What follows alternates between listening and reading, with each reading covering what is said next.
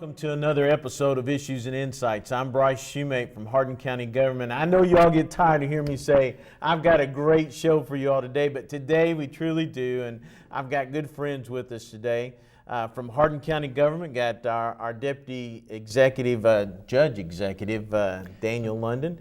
From KSP, our brand new, although he's been here a month now, our brand new PIO from KSP Post 4 is Scotty Sharp.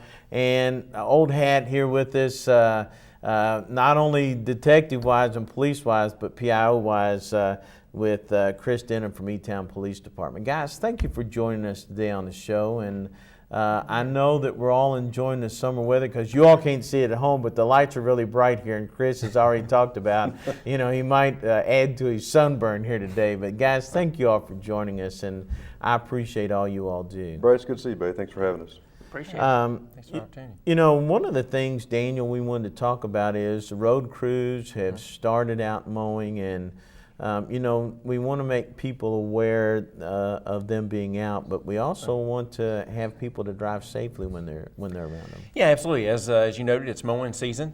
We do that primarily for safety purposes. We want to make sure that all natural obstructions are removed from the roadways, and also going into the winter months, and you know, here we are in June already talking about planning for the winter, but we have to, because it'll be here before you know it. We want to make sure all the branches are away from, as many of the branches anyway as possible, is away from the roadway, so that once we do get snow and ice later on this year, that those aren't falling into the road. So we make a very concerted effort to get out during the summer. Starts in May. We'll end in early fall. Make sure we get everything mowed and taken care of. And guys, I'm going to ask you all, law enforcement wise, how is it important for those roadways to be clear in the right of way so people can see, you know, when they pull up the intersections? Well, there's no doubt. I mean, it prevents accidents from happening. But there are some considerations as these guys are out mowing. I mean, that folks need to be aware of, and you know, they're bush hogging, and there's objects laying in the ditch, foreign objects that probably shouldn't be there. Also, there's rock. Those things throw debris out of the bush hogs, and as they're going along, and folks need to be mindful of that and give them as much space as possible, because you know, a projectile coming out of a bush hog could seriously hurt you. Right. Scotty, I know that you all are out in the county more than Elizabethtown Police, and even though they see it as well, are you all seeing that we're starting to see a lot of crashes out as the foliage gets bigger where people can't see hidden entrances, what have you? Yes, we're seeing especially it's motorcycle season. So with high vegetation and watch out for motorcyclists. They're out on the road. Also, we got a lot of construction on the parkways here in the county, and pay attention to the signs, slow down, watch those workers out and in the construction zones, because they want to get home at night too. And you know, Daniel, that makes a great segue into one of the questions we talked about was construction out throughout the county and with the county road department this summer. Yeah, absolutely. So we're coming up on the new fiscal year, which starts 1 July. We've submitted 7 roads for construction, repaving this year. And so we're hopeful that has to go through the state. We're hopeful that we'll have some repaving money for this year. So that'll obviously increase construction as we go forward. Also had a rough winter. I'm sure people are hitting potholes as they go out. So we're stretched pretty thin and trying to get potholes patched up as we move forward. But also a big concern is we're seeing culverts collapse. On one road alone, Lower Colesburg Road, we've had to replace 7 culverts. So there's a lot of construction going on out there after a tough winter, a lot of rain and so on, washing out roads. In fact, over the weekend, we've got, it's a state road, but be cautious. St. John Road, as you approach the railroad, is buckling and collapsing. In fact, they've completely shut the road down now. So be very cautious as you're driving through, and if you see an issue such as that, please report it, because it can change dramatically. Now, you said you had to submit those to the state. Some of the folks that are watching may not realize what you're talking about when you had to submit them to the state. So all of our road funding for the county comes from the state motor fuels tax. So we have to submit on an annual basis roads that we want to repave to the state for them to approve for funding to send back to us. As a general rule of thumb, we receive about $2.6 million a year in revenue for our road department. That has to be shared among paving, potholes, as I just outlined, replacement and culverts, and so on. We're about $1.5 million short in funding each year. Right now, to repave all the county roads in Hardin County, and I'm talking about the unincorporated part of the county, exclusive from E-Town, Radcliffe, Vine Grove. It would take us 20 years and $20 million on the current schedule. So we need more funding. So versus a 20-year rotation, we need to be on about a 6-year rotation on our major roads, thoroughfare roads, such as Deckard School Road being a good example.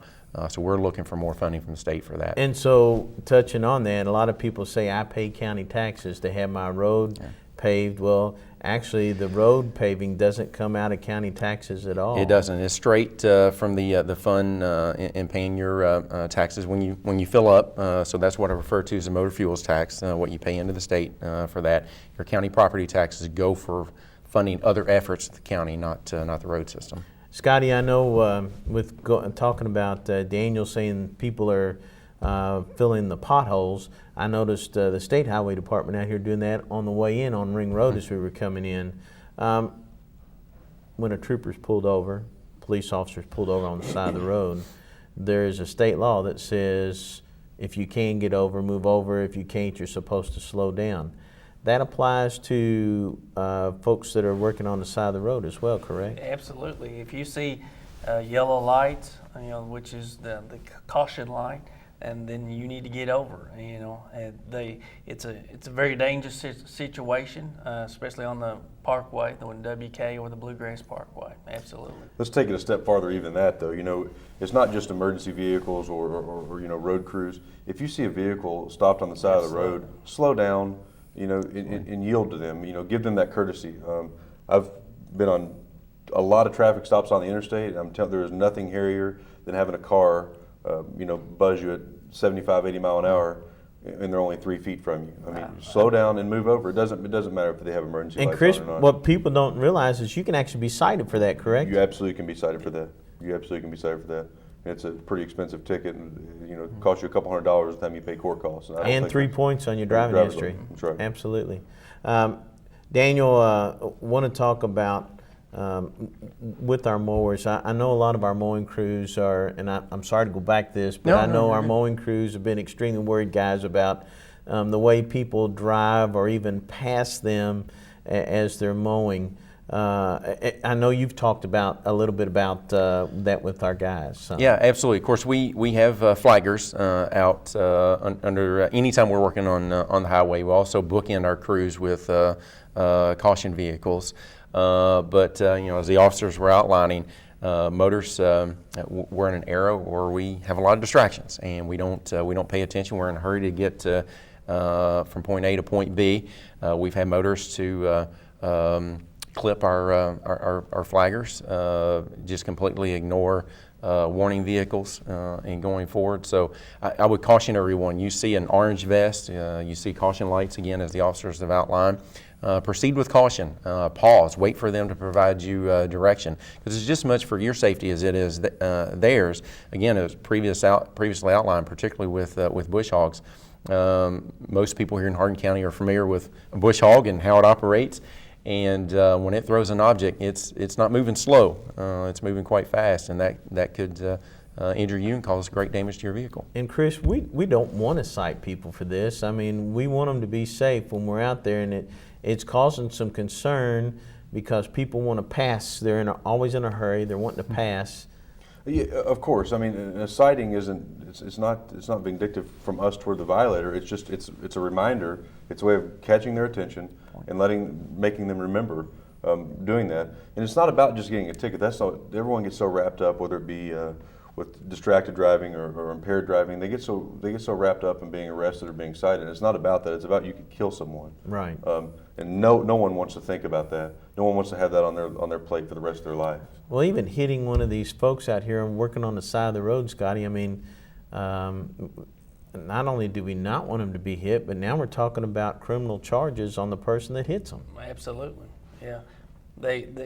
We see it, unfortunately, a lot. There's been a time, I was on 65 one day, actually, and got clipped by a car.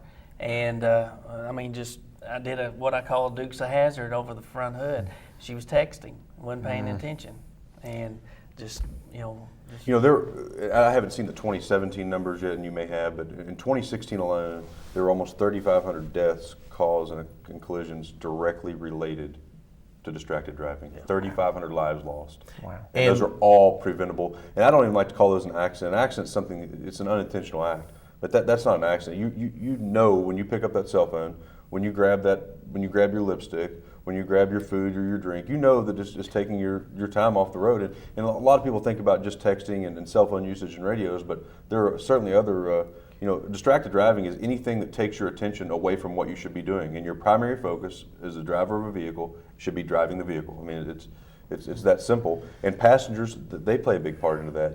Music, and everyone likes to have a good time, and I understand that, but it's a huge responsibility when you get behind the wheel of a motor vehicle. And cell phones are a nice convenience, but I used to talk to traffic school folks and tell them, we've got impaired driving, and you're driving under the influence of some intoxicant. I used to tell people that when you've got that cell phone and you're using it, you're driving under the influence of that cell phone. That's exactly I mean, let's just say, to keep it simple for math's sake, well, if you're driving 50 mile an hour, you will travel 75 feet a second. There are a lot of places in this city and county and state, for that matter, that driveways aren't 75 feet apart. So if you have a distraction that lasts 1 second, you've passed multiple driveways where people may be stepping out to get the mail. They may be pulling out of their driveway. All right, just a few seconds, you travel the length of a football field, and sending a text message it'll wait. And it can wait. Even using that information about our folks that are out here working on the roadways, our folks in the mowing season out here, Chris, that becomes a big role when we're talking about, because you may have two mowers and a flagger and a truck as a barrier. They would be up on it and across them before they even knew what hit them. Sure. And going back to 2016 stats, I apologize, I have stale information, but I haven't seen the 2017 numbers. I'm not sure if they're out yet.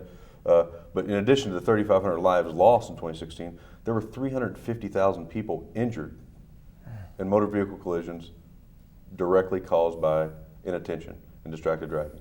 350,000 people. And I hate to go back on cell phones, because we all love them, we all have them, but that seems to be one of the biggest things that distracts drivers nowadays. And we focus on texting, with these smartphones.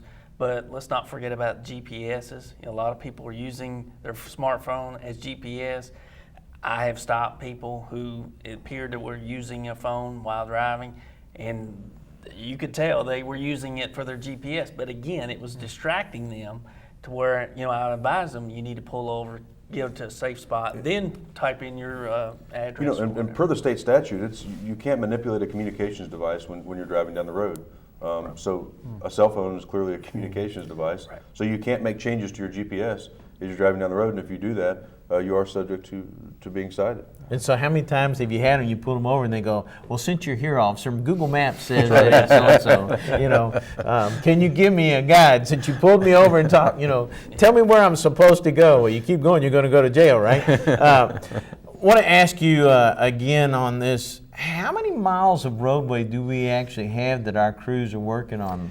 600 miles, and people, again, you think about the size of Hardin County. It's very large. It's over 500 square miles, approaching 600. Of course, you have to back Fort Knox out of that a little bit, but still a very large county, one of the largest in Kentucky. We actually have about 900 roadways in the county, right at 600 miles. So obviously, you can infer from that. We have a lot of short roads, but they all need attention. And again, you have a mowing crew of about 5 people. That's a lot to mow. It takes a few months. And I would bet our crews would say, man, we'd love to have a police officer be out there with us, to get some of these people that do some very hazardous things while we're mowing. Absolutely, and you have, again, going back to a previous discussion that Chris and Scotty were talking about in terms of approaching quickly. You think about a county road, they're narrow, a lot of circumstances, curvy, again, in many circumstances, hilly. So your line of sight is very short on a county road. So you really have to be mindful as you're out there. Really pay attention to the speed limit. Stay under that, certainly not over it. And again, eliminate distractions, because you can be on a mowing crew, paving crew, someone replacing a tile just like that. And since we're talking about paving and replacing tiles, do we typically give information out that tells what road's going to be shut down because they are working on either paving or replacing that tile? I know we even replaced a bridge here not too long ago. Excluding emergencies, of course. We try and give at least 3 days notice that we have to close a section of road for repairs. We blast out to the media so word can get out to folks. We also have an email notification list that you can get on for that purpose as well. So we try and spread that very broadly, far and wide, to make sure that people know, and post detour signs as well in advance, so you can plan for your commute to work. And Chris, I know that they do that in the city of Elizabethtown as well. We do. Same thing. I mean, we're going to get it out as early and as soon as possible. We attempt to put message boards out when feasible to do so, and obviously you can follow the Elizabethtown Police Department's Facebook page. We put all that information on there as well. You guys probably noticed this, but even though we put this information out, do you all still see people that will come flying up there and then all of a sudden come to a screeching halt and realize the road's closed and have to turn around and go back the other way? Sure. I mean, we're all creatures of habit, and if we've traveled this route for 35 years to go to that destination, we're gonna continue to do that. And if one of us happens to be standing there when they show up, sometimes they're not very happy with us. But again, just try to be understanding, because it's a necessary thing. It's not we're not doing it just to inconvenience folks. And most people are very understanding of that.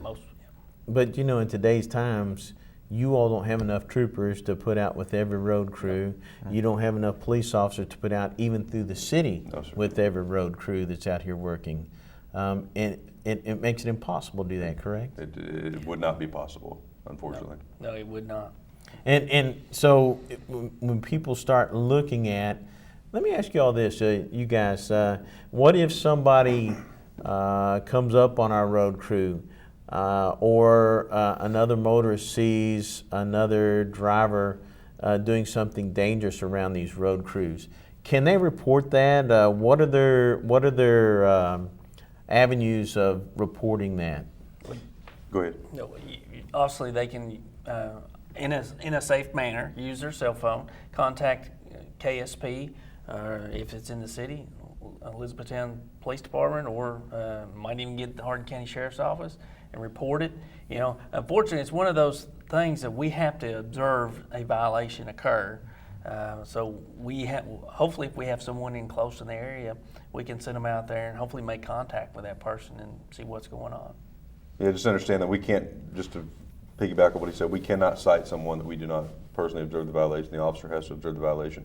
That doesn't mean that we still maybe won't make contact with that person if we locate them, even if we don't necessarily witness the violation, and just kind of give them a reminder, hey, this is the extent of it. And again, I keep saying this, but it's not just a ticket you should be concerned about.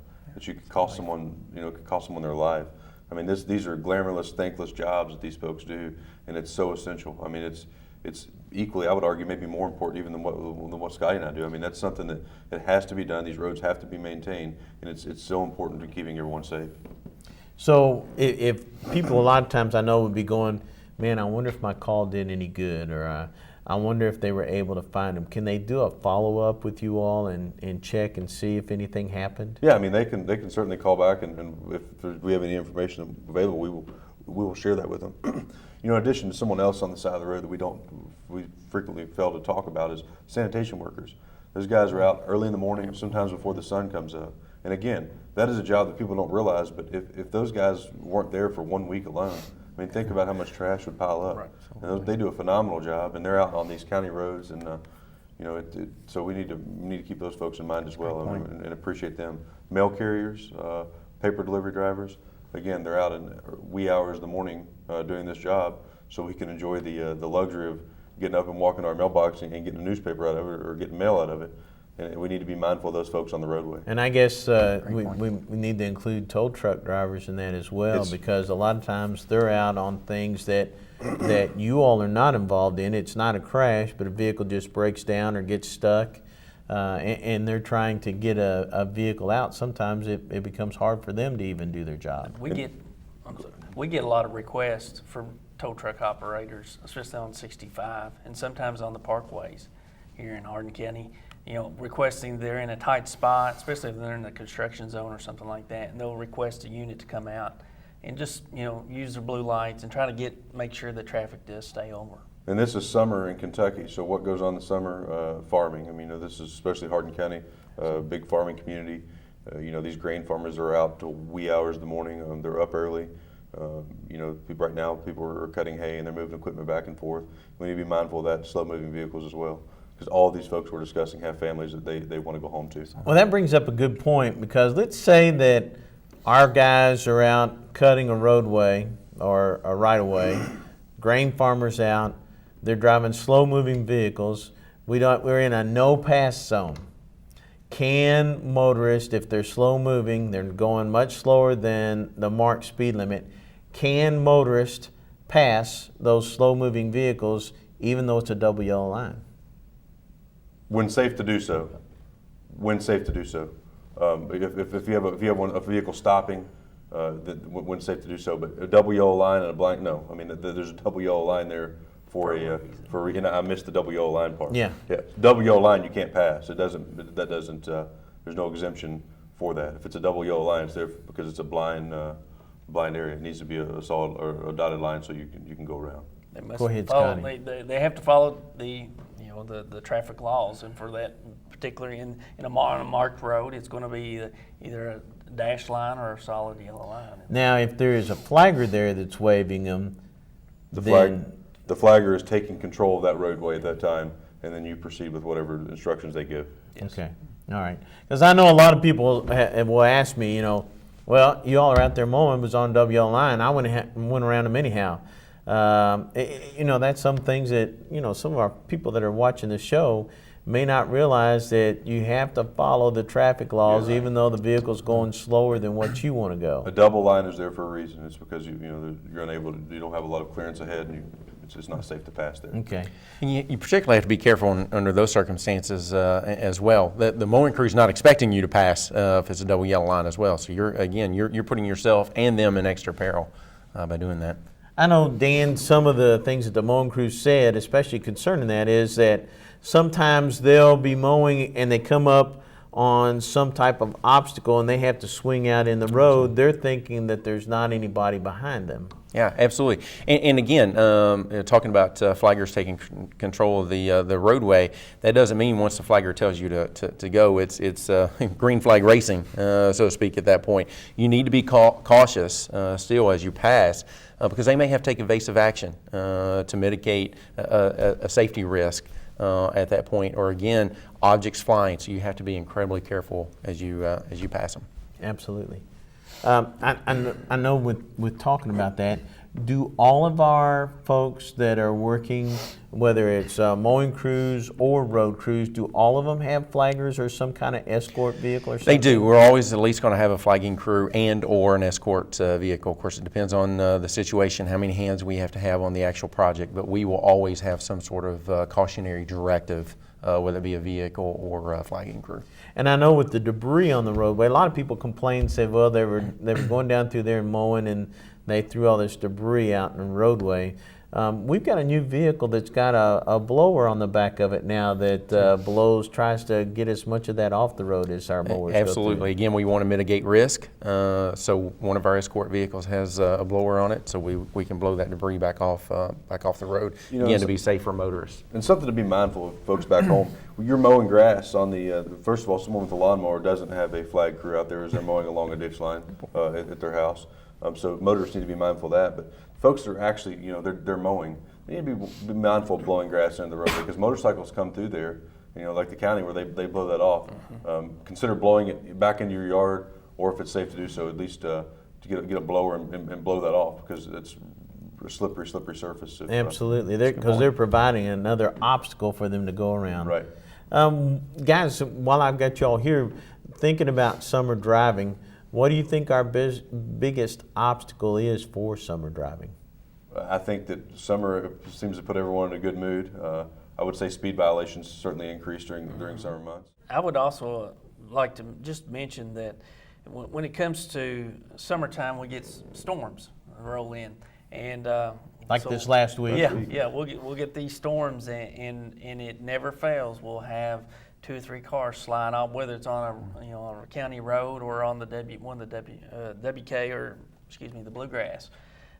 They hold water, and people, I stress it all the time. Everybody seems to drive better in the snow, but when it comes to rain, they think that they can still do, if it's 55 or 70 or whatever the speed limit, they feel like they can still do that, and they don't. They need to back that off. And we worked a accident on the WK. It was 4 boys, teenagers.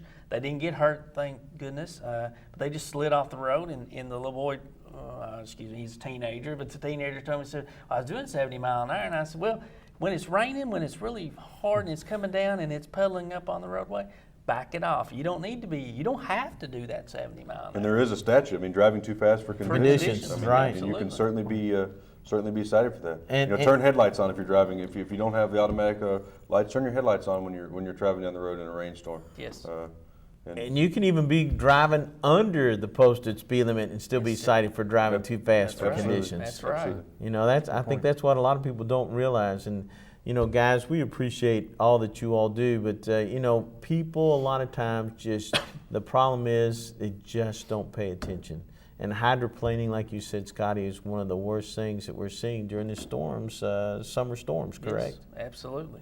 You Absolutely. lose all contact with the roadway, and you can't maneuver with like that. Chris, we're almost out of time here, but you started talking about it earlier, motorcycles. We see more motorcycles out during the summertime because of the nice weather. Give us some information for our motorists just to help them pay better attention to motorcycle riders. It's a smaller vehicle, so it's a little more difficult to see, Bryce. But obviously, give them space. God forbid something happen and they come off that motorcycle. Give them space. The last thing you want to do is be right up tailgating them, then come off a motorcycle, and you could run over to actually witness one of these up on Gene Snyder Freeway, and it's not something that anyone wants to do. Adjust your mirrors.